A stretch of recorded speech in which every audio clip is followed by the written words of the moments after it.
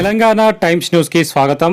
Assigned భూముల చట్టం 1977 POT చట్టాన్ని పూర్తిగా రద్దు చేసి అసైన్డ్ భూములు ఉన్నవారికి సర్వ హక్కులు కల్పించాలని కోరుతూ రాష్ట్ర మంత్రి దామోదర రాజనరసింహ గారికి వినతి పత్రాన్ని అందజేశారు. రాష్ట్ర అధ్యక్షులు ఎర్రొల్ల శివయ్య మరియు సంఘం నాయకులు, రాష్ట్ర ఉపాధ్యక్షులు రుద్రాలం శంకర్, రాష్ట్ర సహాయ కార్యదర్శి డాక్టర్ డేవిడ్, సుల్తాన్పురం ఎంపీటీసీ ప్రముఖ న్యాయవాది పి దేవదానం, పోసారం సర్పంచ్ బి జగన్, ఇంద్రేశం సర్పంచ్ దండు నరసింహులు, జర్నలిస్టు జిల్లా అధ్యక్షులు డి అశోక్, ఇందు మగల్ల జంగయ్య తదితరులు పాల్గొని ఈ వినతి పత్రాన్ని ఇచ్చారు. ఆ వివరాలు మనం ఇప్పుడు తెలుసుకుందాం. తెలంగాణ రాష్ట్రంలో ఎస్సీ ఎస్టీ బీసీలకు భూమి లేని నిరుపేదలకు మరి స్వతంత్రం వచ్చిన నుంచి మరి పేదవారాన్ని భూములు పంచడం జరిగింది.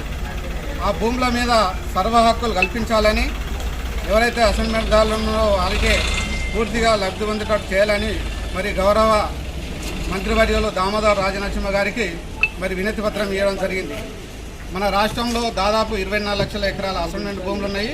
16 లక్షల మందికి లబ్ధిదారులకు ఇచ్చినప్పుడు కాబట్టి మరి పూర్తి హక్కులు కల్పిస్తే మరి 1 కోటి మంది ప్రజలు కూడా దీని మీద లబ్ధి పొందుతారని మరి ఆంధ్రప్రదేశ్ రాష్ట్రంలో మరి జగన్మోహన్ రెడ్డి గారు మరి 27 లక్షల ఎకరాలను 15 లక్షల మందికి మరి పూర్తి హక్కులు కల్పిస్తూ చట్టాలు తీసుకొచ్చింది. కాబట్టి మరి మన రాష్ట్రంలో కూడా అలాంటి చట్టం తీసుకురావాలని మరి గౌరవ మంత్రివారి గారికి మరి వినతి పత్రం ఇవ్వడం జరిగింది. ఇలాంటి అసైన్మెంట్ భూముల కోసమే మరి మన పక్క రాష్ట్రమైనటువంటి ఆంధ్రప్రదేశ్లో మరి జగన్మోహన్ రెడ్డి గారు సీఎం గారు మరి ఇలాంటి అసైన్మెంట్ భూములకు 27 లక్షల ఎకరాల భూములను 15 లక్షల మందికి పూర్తిగా హక్కులు కల్పిస్తూ ఒక చట్టం తీసుకురావడం జరిగింది.